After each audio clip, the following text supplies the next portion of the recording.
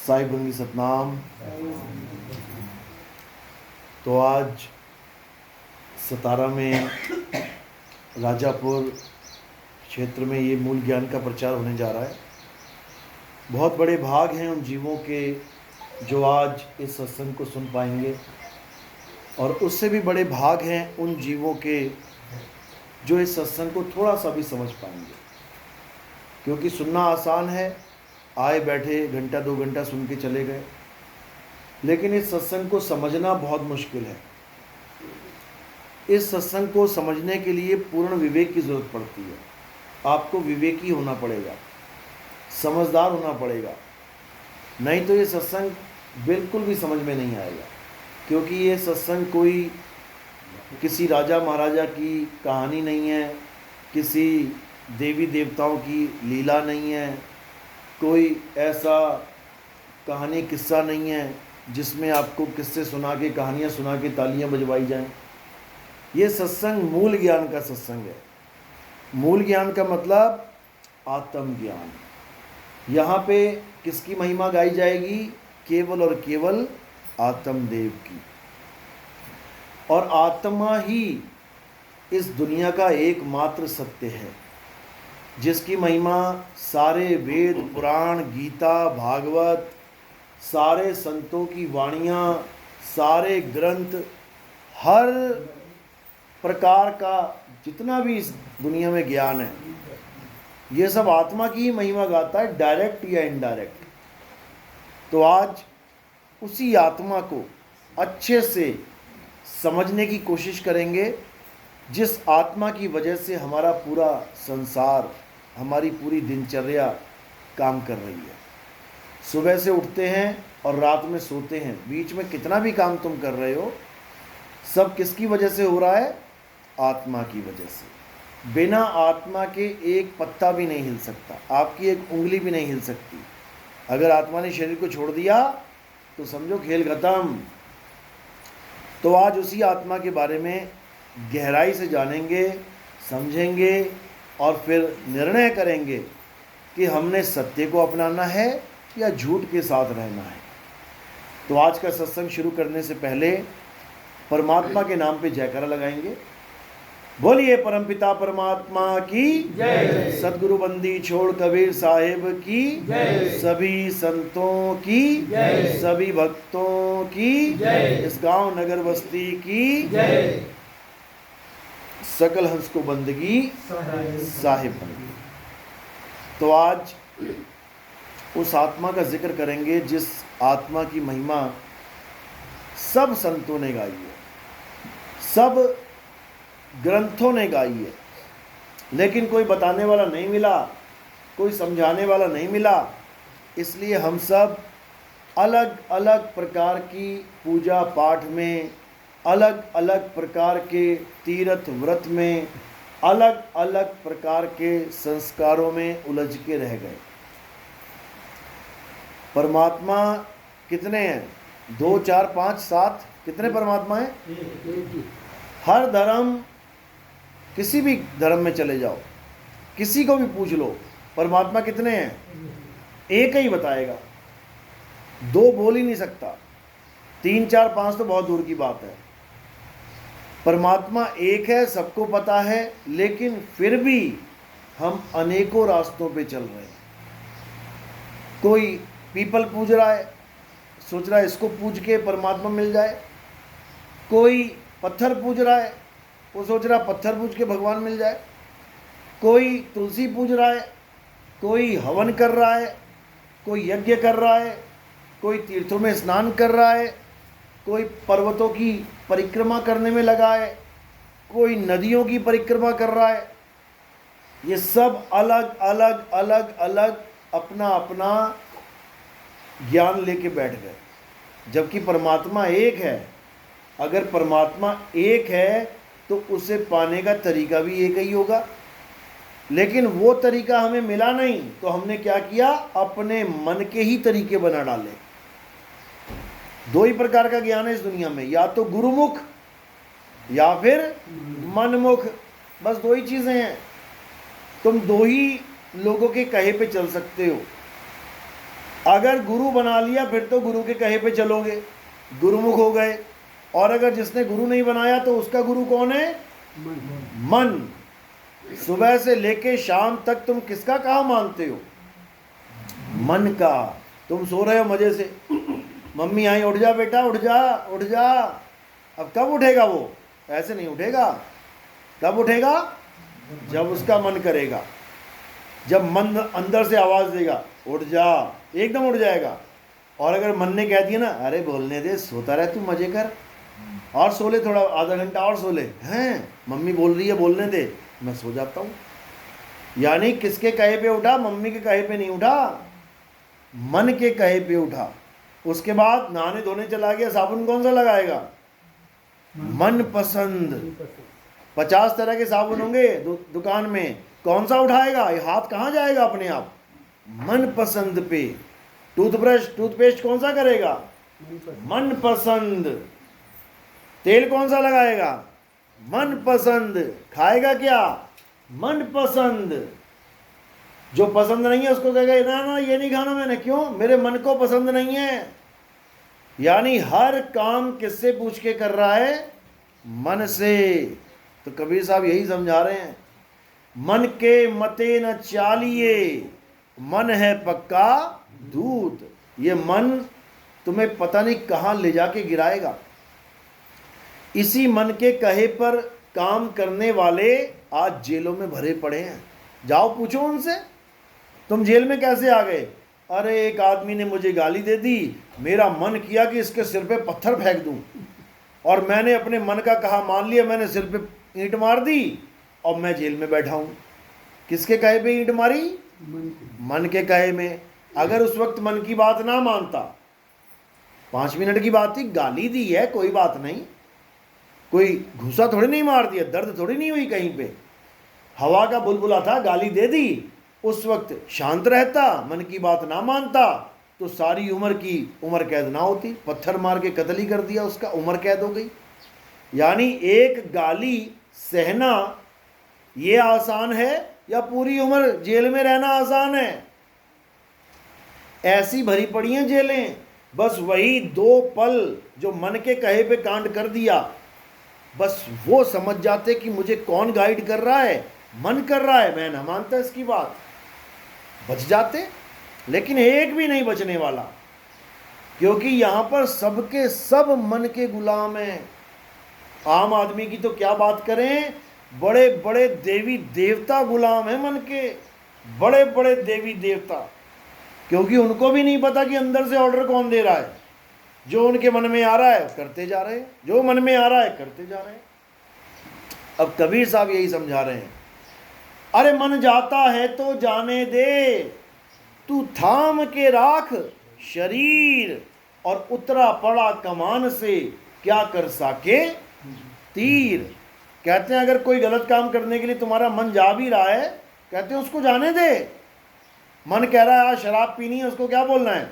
जा पिया, जा ठेके पे जा पिया।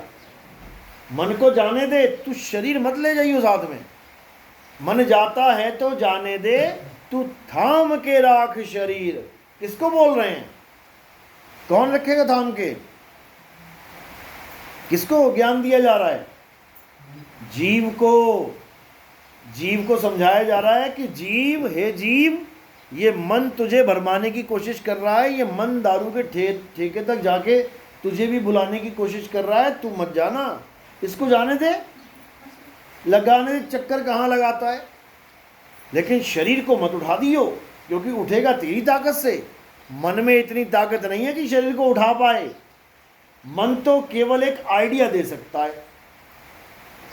मन केवल तुम्हें एक विचार पैदा कर सकता है तुम्हारे अंदर। बैठे बैठे क्या हुआ, मेरा मन कर रहा है वो सामने पहाड़ी पे चला जाऊं, केवल विचार दे रहा है, लेके नहीं जा सकता, वो उठा नहीं सकता इस शरीर को। उठाएगा कौन? तुम उठाओगे, तुम पावर दोगे शरीर को उठने के लिए, उठेगा, सारे काम करेगा। तो इसी प्रकार ये जो मन है, असल में यही हमारा सबसे बड़ा शत्रु है, दुश्मन है, लेकिन हम इसे सबसे अच्छा दोस्त मान बैठे। यही हमारा भक्षक है। सामने वाला हमें गोली मारेगा, क्यों मारेगा? उसके मनने का है। अब उसका मन और हमारा मन अलग अलग है क्या? एक ही मन है, सब में विराजमान है। एक ही मन अनंतो रूप बना के बैठा हुआ है सबके अंदर, और एक दूसरे से लड़वा रहा है, मरवा रहा है, बड़े बड़े भगवानों को श्राप दिलवा रहा है। विष्णु जी के भी अंदर मन बैठा हुआ है, नारद के अंदर भी मन बैठा हुआ है। विष्णु जी के मन ने नारद के साथ एक खिलवाड़ कर दिया। क्या खिलवाड़ किया? एक स्त्री के लिए वो चाहता था कि मेरी शादी हो जाए इससे। विष्णु जी ने ऐसी लीला रच दी कि उसको स्वयंवर में अपना मुख यानी सुंदर मुख देने की जगह बंदर का मुख दे दिया। अब विष्णु जी ने जब ऐसा किया, किसके कहे पे किया? मन के कहे पे। उनके मन में ये ख्याल आया, उन्होंने कर दिया। अब नारद का मन दुखी हो गया। हालांकि मन एक ही है दोनों का, अलग अलग नहीं है, लेकिन ये इतना शातिर है, अलग अलग बना बैठा है ये। तो जैसे ही नारद का मन दुखा, अब इधर से नारद का मन उसने क्या कर दिया? श्राप दे दिया कि हे विष्णु, जैसे तुमने मुझे तड़पाया स्त्री के लिए, तुम भी स्त्री के लिए तड़पोगे। तो क्या बन के आना पड़ा विष्णु जी को? राम बन के आना पड़ा। देखो मन का खेल, इधर भी बैठा है, वो इधर भी बैठा है, दोनों साइड बैठा है और सारे खेल खेल रहा है। इससे उसको श्राप दिलवा रहा है, इससे उसको वरदान दिलवा रहा है, उससे फिर उसको श्राप दिलवा रहा है। यही खेल चलता चला जा रहा है। समझ लो, सुदामा, कितना अच्छा प्यारा नाम है सुदामा। कृष्ण जी का परम भगत था। कृष्ण जी ने उसके चरण धोके पिए थे। तुम भी कृष्ण जी की पूजा करते हो या औरों ने भी करी? क्या कृष्ण जी ने सुदामा के अलावा किसी और के चरण धोके पिए थे कभी?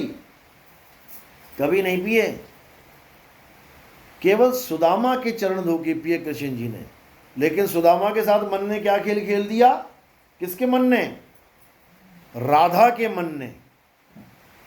जब सुदामा गोलोक को चले गए, गोलोक धाम, कृष्ण जी के धाम, जिसको ये वृंदावन वाले कहते हैं, कोई बिरला पहुंचता है गोलोक।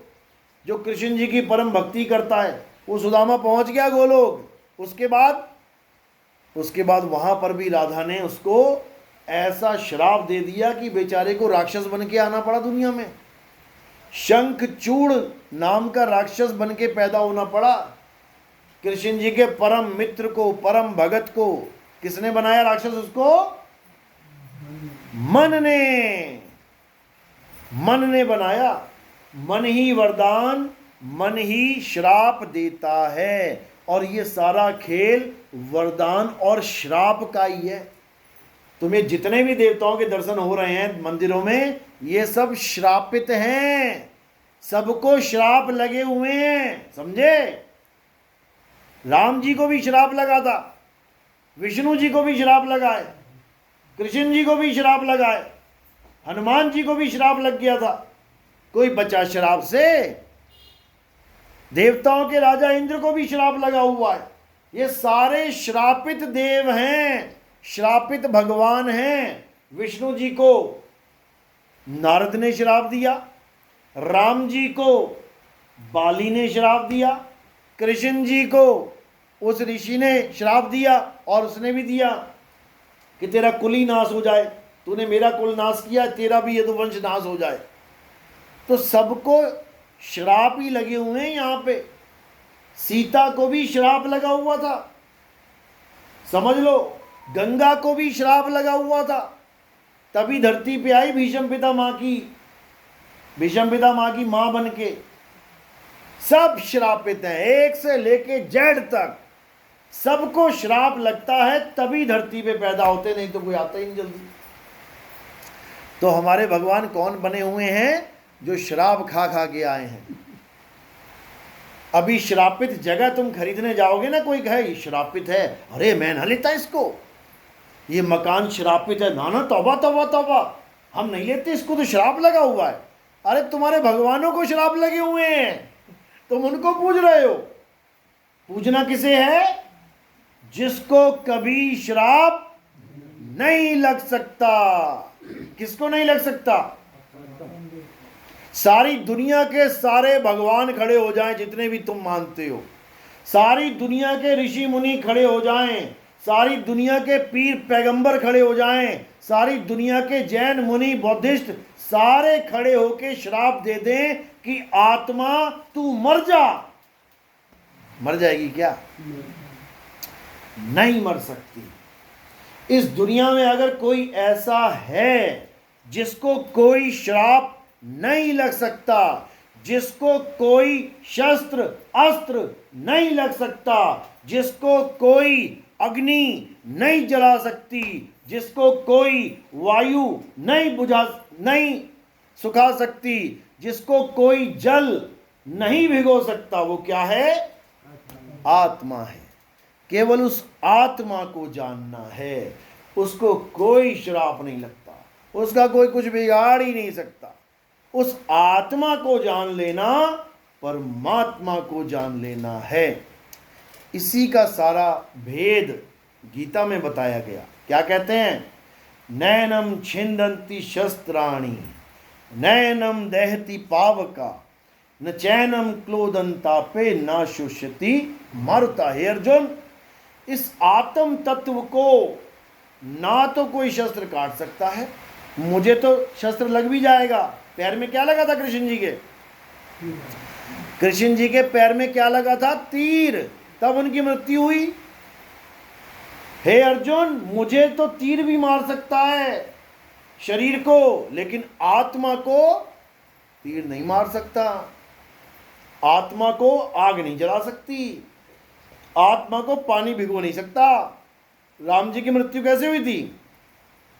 कैसे शरीर छोड़ा उन्होंने? सरयू नदी में डूबे, वो जल समाधि ली उन्होंने। तो पानी ने क्या किया? शरीर का नाश किया। सांस ही नहीं आएगी पानी में तो क्या होगा? शरीर छूट जाएगा। उसके बाद शरीर का क्या होगा? पानी में गल जाएगा। डाल के देख लो पानी में लाश, 4, 5, 7, 8 महीना डाल के देख लो, क्या बचेगा उसमें? सब गल जाएगा, मल जाएगा। तो इसी प्रकार जो चीज गल जाएगी, जल जाएगी, गीली हो जाएगी, सूख जाएगी, कट जाएगी, फट जाएगी, उसकी पूजा नहीं करनी है। किसकी पूजा करनी है? जिसको कोई काट ना सके, जला ना सके, गला ना सके, सुखा ना सके, भिगो ना सके, उस आत्म तत्व की पूजा करनी है, उसको जानना है। तो गीता में यही समझाया गया। अध्याय 2 16वां श्लोक क्या कहते हैं? हे अर्जुन, इस दुनिया में 2 प्रकार के तत्व हैं, एक असत्य और एक सत्य, और 2 ही प्रकार के पुजारी हैं, एक असत्य के पुजारी और एक सत्य के पुजारी। आप लोग किसके पुजारी हो? असत्य के कि सत्य के? असत्य वाले कौन है? हाथ खड़ा करो। एक भी नहीं करेगा। सत्य के पुजारी कौन है? हाथ खड़ा करो। ये बहुत बढ़िया। अभी बता देते हैं, अभी पता लग जाएगा सत्य के हो कि असत्य के हो, क्योंकि अभी तुम्हें पता ही नहीं है सत्य असत्य होता क्या है। असत्य और सत्य में फर्क क्या होता है, ये किसे पता है? हाथ खड़ा करो जरा, अपने वालों को छोड़ के। असत्य में और सत्य में क्या फर्क होता है, अभी बताते हैं। हे अर्जुन, इस दुनिया में 2 प्रकार के तत्व हैं, सबके लिए, हिंदू के लिए, मुसलमान के लिए, सिख के लिए, ईसाई के लिए, जैनियों के लिए, बौद्धिस्ट के लिए, आस्तिकों के लिए, नास्तिकों के लिए, सबके लिए 2 प्रकार के तत्व हैं। कौन कौन से? एक असत्य। असत्य का मतलब क्या होता है? कौन सा तत्व है असत्य? जो पैदा हो जाए और जिसका नाश हो जाए, वो असत्य है। तो क्या पैदा होता है और क्या नाश होता है? शरीर। हनुमान जी पैदा हुए, राम जी पैदा हुए, सारे देवी देवता पैदा हुए, सबके शरीर छूट गए, क्योंकि शरीर का मतलब है जब पैदा हुआ है तो नाश भी होगा। हाँ, समय अंतराल छोटा बड़ा हो सकता है, कोई आज ही पैदा हो गया आज ही मर गया। ये मक्खी मच्छर 1 दिन 2 दिन 3 दिन में ये स्वाहा हो जाते हैं, एक एक दिन की लाइफ होती है इनकी कई बार। तो 1 दिन वाले भी हैं और हजारों साल वाले भी हैं। बरगद का पेड़ हजारों साल जिंदा है, पीपल का पेड़ 1000 साल जिंदा रह जाता है, तो ऐसे भी हैं। लेकिन जो पैदा हो गया और जो मरेगा वो असत्य है। अब आप देखो कि किसकी पूजा कर रहे हो। जिसकी भी तुम पूजा करते हो, तुम्हें अगर ये पता है कि ये कब पैदा हुए थे, इसका मतलब तुम असत्य के पुजारी हो, समझ लो। अगर तुम ऐसे भगवान की पूजा कर रहे हो जो सतयुग में पैदा हुए, सतयुग में थे, या फिर ऐसे भगवान की पूजा कर रहे हो जो त्रेता में पैदा हुए, या ऐसे भगवान की पूजा कर रहे हो द्वापर में पैदा हुए, या ऐसे भगवान की पूजा कर रहे हो जो अभी कलयुग में पैदा हुए, इसका मतलब तुम असत्य के पुजारी हो। और असत्य का मतलब क्या होता है? जो पल पल बदलता रहे, जो सदा एक सा ना रहे, वो असत्य है। जैसे पीपल का पेड़ आज हरा है, थोड़े सालों बाद देखोगे पीले हो गए सारे पत्ते। आज टहनी हरी भरी है, फिर देखोगे सूख के गिर ही पड़ा, बदल गया। आज तुलसी हरी भरी है, 4-5 दिन पानी नहीं डाला, पत्ते सूख गए। आज खड़ी है सीधी, कल को गिरी पड़ी है, बदल गई। कोई भी चीज़ है, मंदिर मस्जिद गुरुद्वारा चर्च, कोई भी चीज़ है, रोज बदल रहा है, रोज बदल रहा है, रोज बदल रहा है। जब बन रहा था तब भी बदल रहा था, और अब जब बन के तैयार हो गया तब भी बदल रहा है। लेकिन वो प्रोसेस इतना धीमा है कि तुम्हें लग रहा है नहीं, ये नहीं बदल रहा। जैसे ये दीवार है, तुम्हें लग रहा है बदल रही है, रोज रोज बदल रही है। ये देखते देखते देखते तुम्हारे सामने दीवार का रंग एकदम उड़ जाएगा। तुम कहोगे यार रंग ही फीका हो गया इसका, अब दोबारा से वाइट वॉश कराओ। कैसे फीका हुआ? क्योंकि रोज इसका समय बीत रहा है। हमारा चेहरा रोज बदल रहा है क्या? रोज बदलता है क्या? अच्छा, आज चेहरा ऐसा है, कल को तुम बदल दोगे, पहचान ही नहीं पाओगे अपना ही चेहरा। रोज बदल रहा है कि नहीं? रोज बदल रहा है, रोज बदल रहा है, लेकिन तुम्हें पता नहीं लग रहा कि ये बदल भी रहा है कि नहीं। जब तुम छोटे से बच्चे थे तब की फोटो, उसके बाद इतने बड़े हुए, तब की फोटो, उसके बाद इतने बड़े हुए, तब की फोटो, उसके बाद शादी हो गई, शादी के 10 साल के बाद फोटो, 20 साल बाद, सारी फोटो देख लेना रख के एकदम सामने। तुम्हें अपनी ही शक्ल में बदला, अरे ऐसा था मैं, ओ मैं ऐसा था, मैं ऐसा था, आज बूढ़ा हो गया। तुम्हारी शक्ल कितनी बार बदल गई। जो बदल जाए वो क्या है? सत्य है असत्य है? असत्य है। यानी अगर तुम किसी ऐसी चीज की पूजा कर रहे हो जो छोटा सा था, फिर बड़ा हुआ, फिर और बड़ा हुआ, फिर और बड़ा बलशाली हो गया, इसका मतलब असत्य के पुजारी हो तुम। अब लगा लो सारे भगवानों को, छोटे से की पूजा करते हैं, बड़े के भी पूजा करते हैं, जवान की भी करते हैं, सब असत्य है, सब झूठ है, ये सब झूठ है। अब कोई कहे हम किसी की पूजा नहीं करते, हम मंदिर नहीं जाते, मस्जिद नहीं जाते, हम तो केवल नाम जपते हैं, गुरु जी ने नाम दिया है, हम नाम जपते हैं। अब उनको क्या बोले, सत्य है कि असत्य है? वो तो किसी शरीर की पूजा भी नहीं कर रहे, तो कैसे पता लगेगा? लेकिन मीटर तुम्हारे पास है, मीटर लगा के चेक कर लो। कौन सा नाम जपते हो? मैं जी कबीर का नाम जपता हूँ, हम कबीरपंथी हैं। कोई कबीरपंथी कहे मैं कबीर कबीर जपता हूँ, ये नाम सत्य है? अच्छा, अभी देख लेते हैं। अगर ये बदल गया तो इसका मतलब ये असत्य है, क्योंकि सत्य कभी बदलता नहीं है। अब चेक करने का तरीका देख लो। अब मेरे मुंह से आवाज निकलेगी कबीर, अब आपने देखना है बदल रही है कि नहीं बदल रही है। कबीर बदली कि नहीं? बदल गई। बदल गई यानी सत्य है कि असत्य है? असत्य है। अब तुम अपनी अपनी आवाजें निकाल लेना घर जाके, जो तुम नाम जपते हो। अगर बदल गया असत्य है, याद रखना। चाहे कोई भी नाम है, कोई भी A to Z, अगर तुम उसको जप रहे हो और सोच रहे हो कि ये असली नाम मिल गया मुझे, तो इसका मतलब अभी नहीं मिला। अगर बदल जाए तो जो असली नाम है वो कभी नहीं बदलता, कभी नहीं। उस नाम को क्या बोलते हैं? अखंड नाम। अखंड शब्द, अखंड का मतलब क्या होता है? जिसका कभी खंड ना हो, टूटे ना। देखो कैसे टूटता है, का बी टूट गया, का बी र टूट गया। इसी को कहते हैं टूटना, यानी बदल जाना।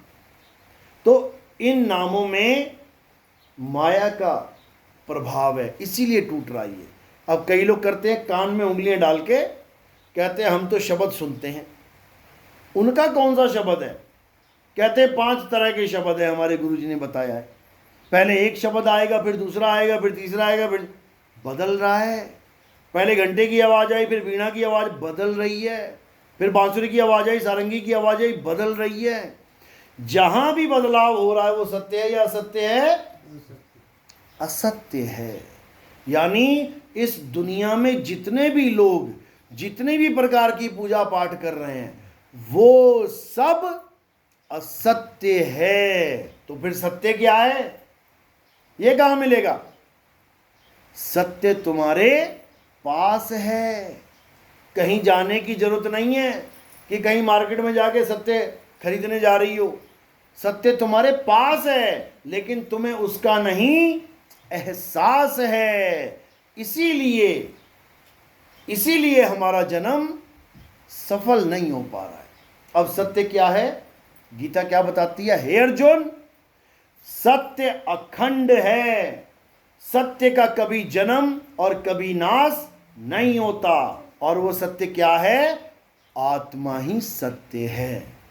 आत्मा का नाम सुना है सबने? सबने आत्मा का नाम सुना है? अपनी अपनी आत्मा लेके आए हो आप लोग? घर पे तो नहीं छूट गई किसी की?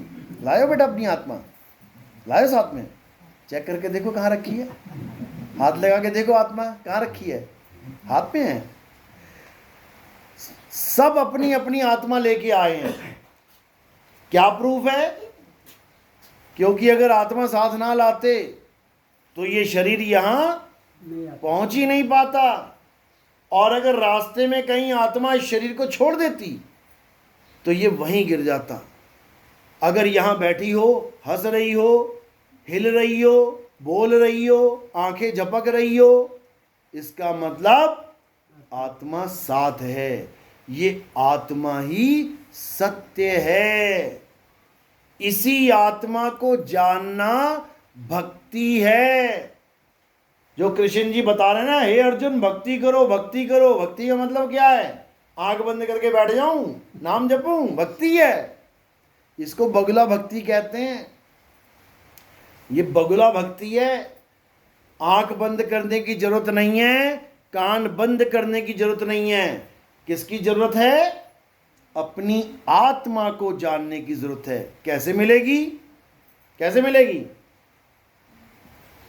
अध्याय 4 34वां श्लोक क्या कह रहे हैं? हे अर्जुन, अगर तुम इस आत्मा के ज्ञान को प्राप्त करना चाहते हो, अगर तुम आत्म बोध प्राप्त करना चाहते हो, अगर तुम आत्म ज्ञान प्राप्त करना चाहते हो, तो कहां जाओ? कौन से मंदिर में जाओ? कौन से मस्जिद में? कौन से गुरुद्वारे में?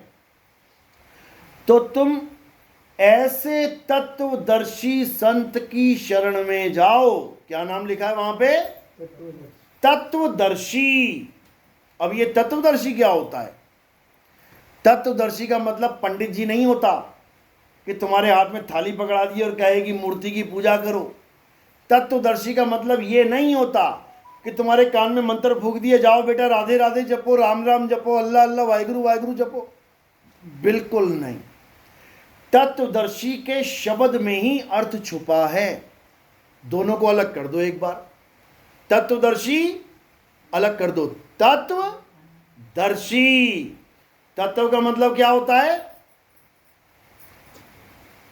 ये क्या है? ये क्या गिरा इसमें? ये क्या है? तत्व है। 5 तत्वों में से एक तत्व है।